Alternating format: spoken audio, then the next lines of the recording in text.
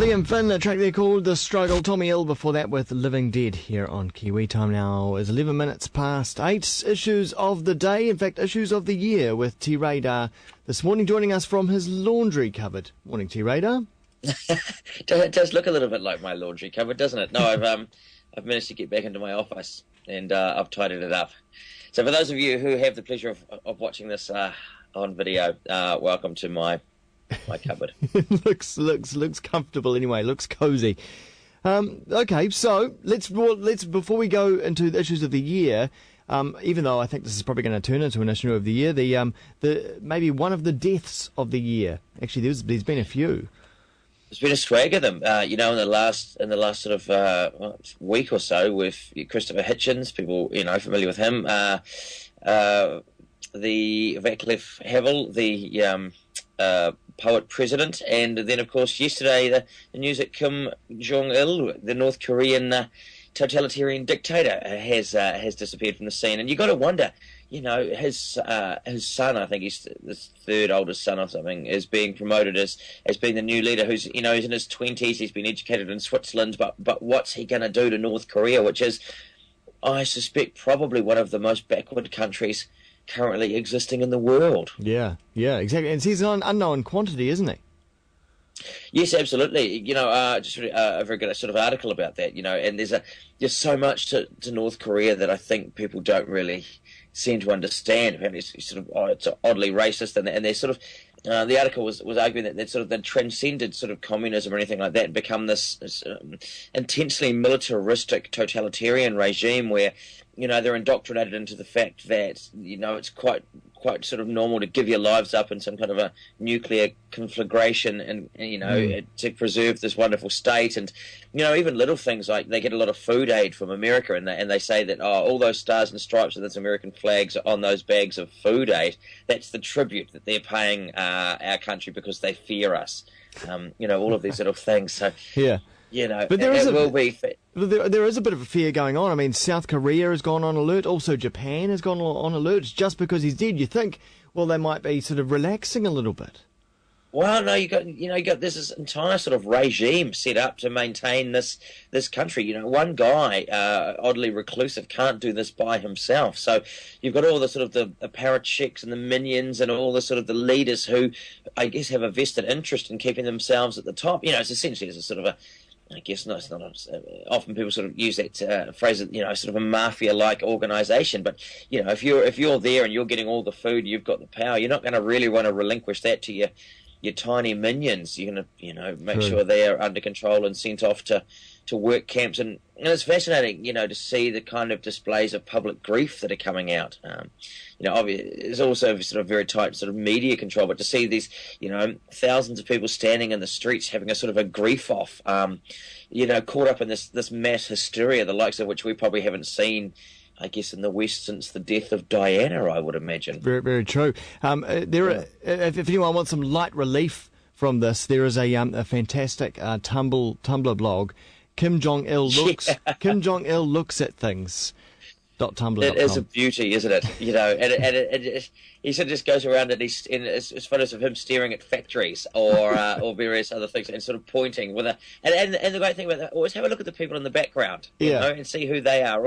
See if you can't pick up some people who seem to be there all the time. Yeah, true indeed. Yeah. All right, well, let's now look at the year that was. Other things, still continuing. I note the other day, the Occupy movement is still going strong. I saw recently that some people are going to occupy Takaka. And I thought, is it too expensive in the holiday parks to go on holiday to that wonderful part of the world? Of course, probably not many people are going to be doing that now that it seems to be oddly isolated from what has been described as about the worst storm ever to hit a town in the history of New Zealand. It's kind of an occupied by mud thing in Takaka. It has, absolutely. Some terrible images on the interwebs about that.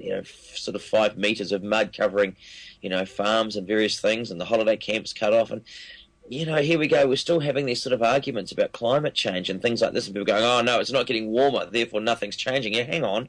This is what they're now describing as a sort of transcending a once in 100-year storm. And you think those things don't just come out of nowhere.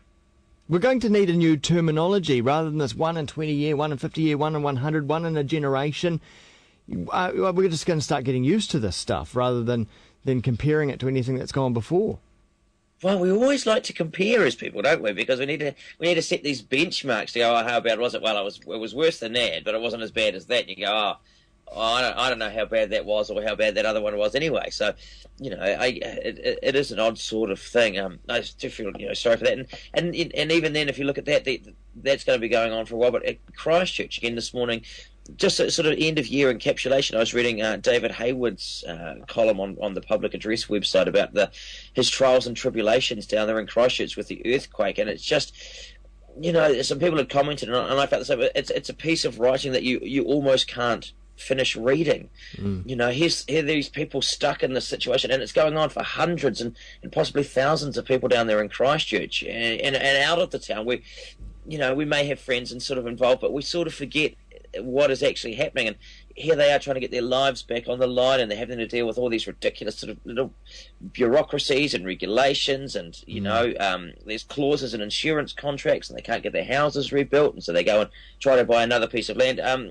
In this particular case, you sort of look at that to David's situation, and I don't know him. I only sort of know him through reading his work, and just think, my God, his house is sort of okay, but it's in a red zoned area and they can't rebuild the house. The only way they can get any form of payout is to take the house and move it somewhere else. Now, according to the earthquake people, this has to absolutely be done by May this year or next year. So the time frame is very small. And of course, you can't just move it somewhere because the price of land in Christchurch is now skyrocketed. Yeah. And even then, there's all these covenants on land, so you can't replace a house. You've got to build a new house. And, just all of these little terrible catches and clauses that just seem to have people trapped and stymied. It's absolutely tragic. And again, even Joe Bennett down there, another great writer, is refusing to leave his house. He's saying, no, I'm going to stay in my house here. And I think he's over in sort of Littleton way. Littleton. Yeah, that's right. Yeah, and so these huge struggles are going on, and then you compare that with our week in Auckland here, where people are going, oh, it's going to rain for Christmas. Well, that's going to be miserable. You think, oh, really? Is that all we've got to worry about? Yeah. Well, I guess be thankful that's all most of us have to worry about. But that's a very good point, T-Radar, that even though the media almost gave us all these stories, they take these stories away even though the stories continue without us. That's right. That there's nothing glamorous, and there's no breaking news about someone attempting to go through 4 months of fighting bureaucracy to sort of try to sort their house out. So I guess, and I was thinking about it before, in fact, yesterday I suddenly had the thought, if we had lost the World Cup, would we be sitting around still in doom and gloom, or would we have forgotten about it? Like, I'd forgotten about the World Cup as of yesterday. I went, oh, that's right, we had that. Oh, yeah. Would it have been the biggest sort of depressive shambles we'd had in the country in living memory? I find it hard to believe that it would have been. Yeah. So looking here to 2012, I mean, there was an article on the front page of The Guardian yesterday that, man, really painted 2012 as going to be one of the darkest years known to mankind. It was really bad, It was just saying... Is anyone feeling remotely depressed at the moment? We're not going to be helping them. No. But yes, yeah, and it is. There's the Euro crisis lurches from disastrous to catastrophic, and often these things, they're so big, they're kind of hard to take in. They almost seem faintly unreal in some ways, and yet all of should the euro crash and Britain sort of been vetoed itself out of that, what is actually going to happen to the global economy? And it makes you think, actually, I'm sort of glad to be stuck down here in relatively safe and somewhat benign New Zealand. Yeah, I think we're in a good place. We are. We can always plant a bit of a garden, or we can go out. Well, unless, of course, that food bill comes through and Monsanto has the right to deny everyone planting any and all of their food. Sort of say. Quickly tell us about that, because not a lot is being talked about with that. Oh, look, I'm not all over it, and I should probably go and have a little bit more. There's a bill coming through, sort of a food bill, that is going to regulate what people can do with their gardens, whether or not they can sell their produce. It's got a lot to do with seed saving, which is a very big one.